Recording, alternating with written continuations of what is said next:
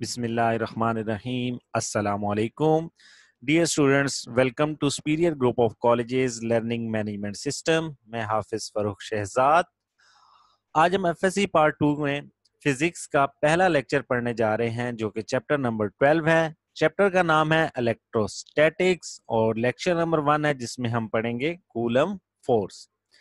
पहले हम कुछ बेसिक डेफिनेशंस पढ़ते हैं इलेक्ट्रोस्टैटिक के बारे में कि इलेक्ट्रोस्टैटिक क्या है। Electrostatic actually it is the branch of physics which deals with the study of charge at rest। ये दो वर्ड से मिलके बना है इलेक्ट्रो और स्टैटिक। स्टैटिक का मतलब है रेस्ट और इलेक्ट्रो है स्टडी चार्ज। तो जो ब्रांच है फिजिक्स की जिसमें हम चार्ज को रेस्ट पे स्टडी करते हैं दैट इज कॉल्ड इलेक्ट्रोस्टैटिक्स। और इलेक्ट्रिक फोर्स क्या चीज होती है? The force which holds positive and negative charges that make up atoms and molecule. Atom और मॉलिक्यूल उनके दरमियान एक फोर्स होती है जिसकी वजह से वो बाउंड रहते हैं, तो वो फोर्स क्या कहलाती है? इलेक्ट्रिक फोर्स कहलाती है। The human body entirely composed of atoms and molecules, thus we owe our existence to the electric force। हमारी बॉडी भी एटम्स और मॉलिक्यूल से मिलकर बनी हुई है। अगर इलेक्ट्रोस्टैटिक फोर्स खत्म हो जाए तो हमारी बॉडी की एग्जिस्टेंस भी खत्म हो जाएगी। अब हम आते हैं कूलम्स फोर्स। कूलम फोर्स को पढ़ने के लिए हम कुछ बेसिक चीजें पढ़ते हैं that is introduction. Coulomb law जो फर्स्ट पब्लिश किया था 1785 AD by French physicist that Charles Augustin de Coulomb, इसने इसको डिस्कवर किया था। और सबसे इंपॉर्टेंट चीज जो कूलम लॉ के लिए कूलम फोर्स स्टडी करने के that is point charge. Point charge क्या होता है? If the distance between two charges is about 300 time of their size, तो वो जो चार्जेस होंगे वो क्या कहलाएंगे? पॉइंट चार्जेस कहलाएंगे।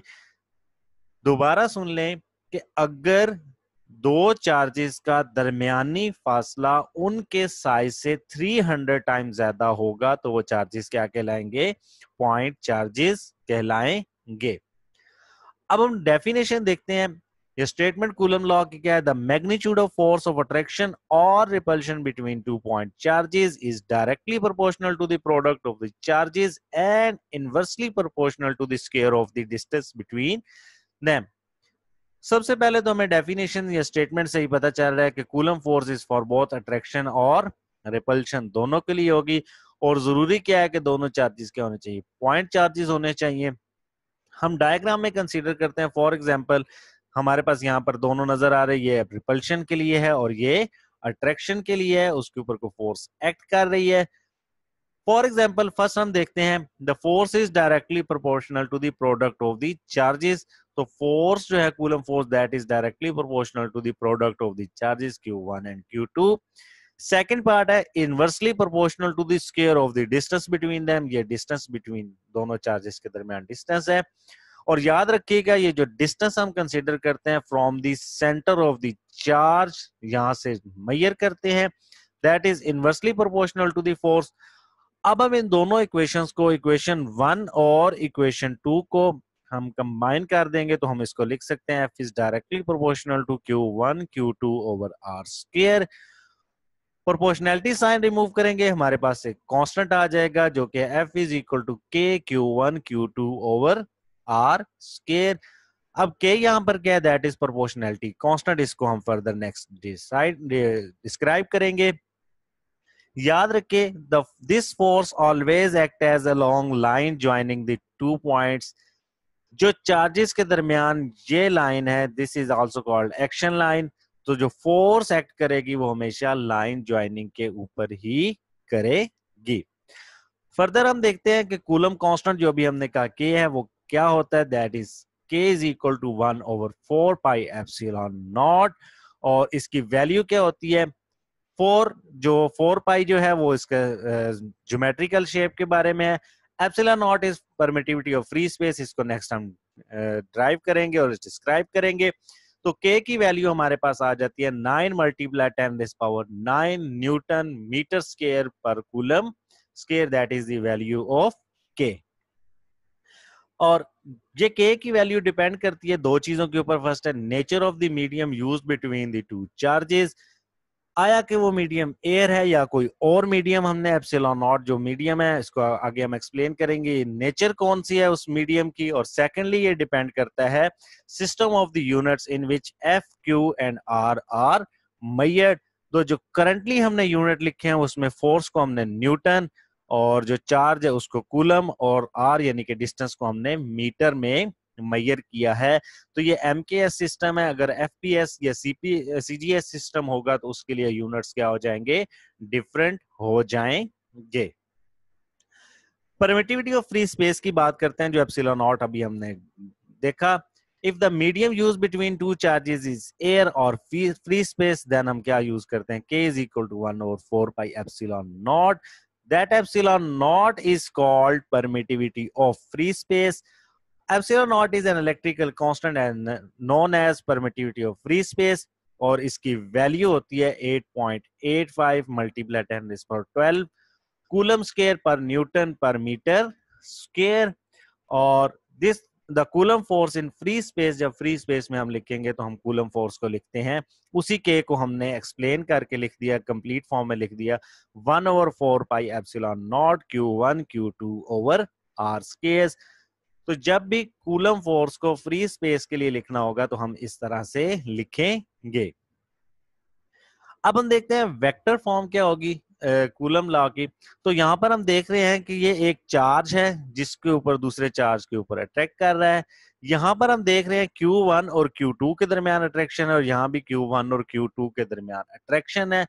इसमें डिफरेंस क्या होगा, हम यहाँ पर देख सकते हैं कि फोर्स यहाँ पर F21 लिखा हुआ है और यहाँ पर F12 लिखा हुआ है, जबकि पोजीशन वेक्टर यहाँ पर R12 है और यहाँ पर R21 है। तो आइए समझते हैं कि ये क्या है। If the charge Q1 exerts force on Q2, अगर चार्ज 1 जो है वो चार्ज 2 के ऊपर फोर्स लगा रहा है, then charge Q2 also exert an equal and opposite force on charge Q2।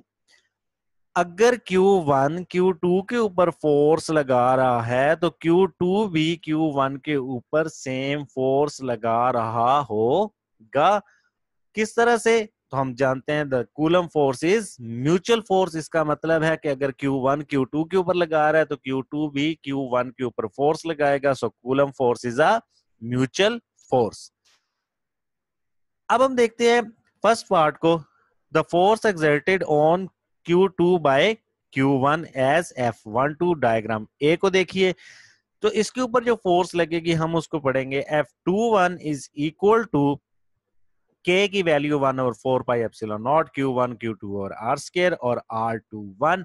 हम इसको रिवर्स में पढ़ेंगे कि जो 1 है वो 2 के ऊपर फोर्स लगा रहा है। F21 का मतलब क्या है कि that charge 1 is exerting force on charge 2। इसी तरह the force exerted on charge Q1 by Q2, अब Q1 के ऊपर फोर्स लग रही है किसकी, Q2 की। तो अब हम इसको किस तरह लिखेंगे, F12 लिखेंगे। उसी तरह रिवर्स पढ़ेंगे कि सेकंड चार्ज फर्स्ट के ऊपर फोर्स लगा रहा है, और पोजीशन वेक्टर भी हमें उसी तरह बता रहा है कि सेकंड चार्ज क्या कर रहा है, फर्स्ट चार्ज के ऊपर फोर्स लगा रहा है। तो दोनों फोर्सेस क्योंकि इक्वल हैं तो हम देख सकते हैं F21 is equal to minus F12। This is actually mathematical form of this. तो हम यहां से देख सकते हैं the two forces are equal in magnitude but opposite in direction, that is Newton's third law of motion. तो Coulomb law जो है actually Newton third law of motion के अकॉर्डिंग काम करता है कि अगर 1 2 के ऊपर जितना फोर्स लगा रहा है 2 भी 1 के ऊपर उतनी ही फोर्स लगा रहा होगा। कंडीशंस हैं कूलम लॉ को स्टडी करने के लिए। It holds only for point charges. अगर पॉइंट चार्जेस नहीं है तो कूलम लॉ एक्ट नहीं करेगा, हम स्टडी नहीं कर सकते। उसके बाद ये चार्ज सिर्फ रेस्ट चार्जेस के लिए होता है, यानी स्टेशनरी चार्जेस होंगे तो कूलम लॉ एप्लीकेबल होगा। और थर्ड क्या है, that it is a mutual force. तो ये कंडीशंस हैं कूलम लॉ की। इफेक्ट ऑफ मीडियम, जो अभी हमने पढ़ा कि मीडियम हम कौन सा प्लेस करेंगे, तो इफेक्ट से क्या होगा, the presence of an insulator और dielectric between the 2 point charges reduce the force by factor, किस फैक्टर से करेगा? एप्सिलॉन आर, जिसको हम रिलेटिव परमिटिविटी कहते हैं, उसके लिहाज से उसकी फोर्स क्या हो जाएगी? कम हो जाएगी। किस तरह से? This is known as relative permittivity और dielectric constant for the medium. अगर हमने क्या किया है कि फ्री स्पेस की बजाय कोई dielectric medium epsilon R place कर दिया है, तो अब जो कूलम फोर्स हो जाएगी F R, that is 1 over epsilon R.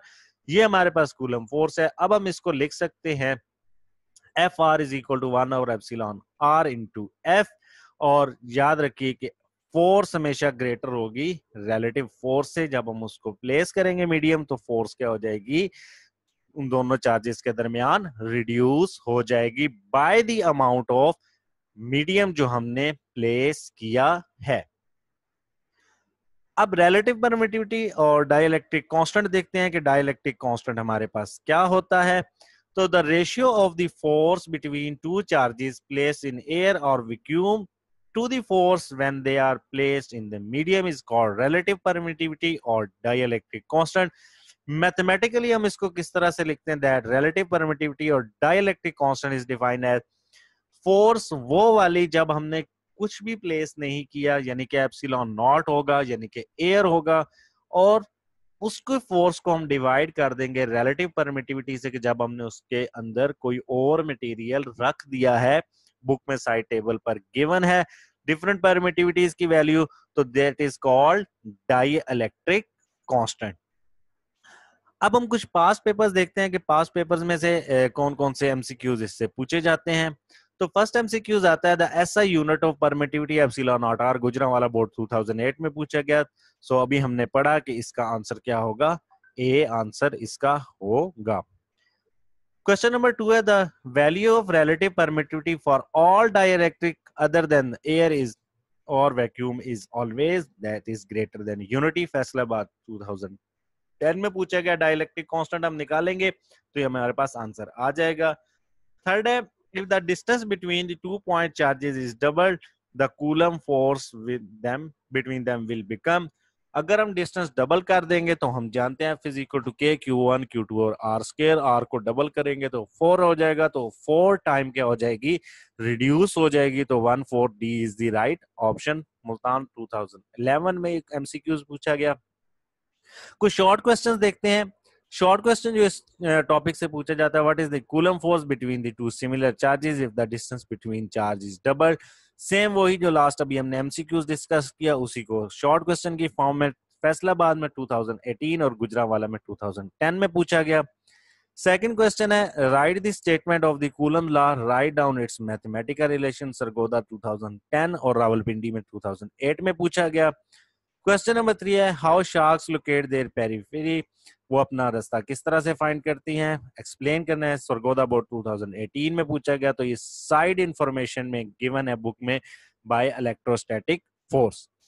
ये तो था आज का लेक्चर जिसमें हमने कूलम फोर्स के बारे में पढ़ा। नेक्स्ट लेक्चर में हम फोर्स ऑफ फील्ड और इलेक्ट्रिक फील्ड लाइंस के बारे में पढ़ेंगे। जज़ाकल्लाह।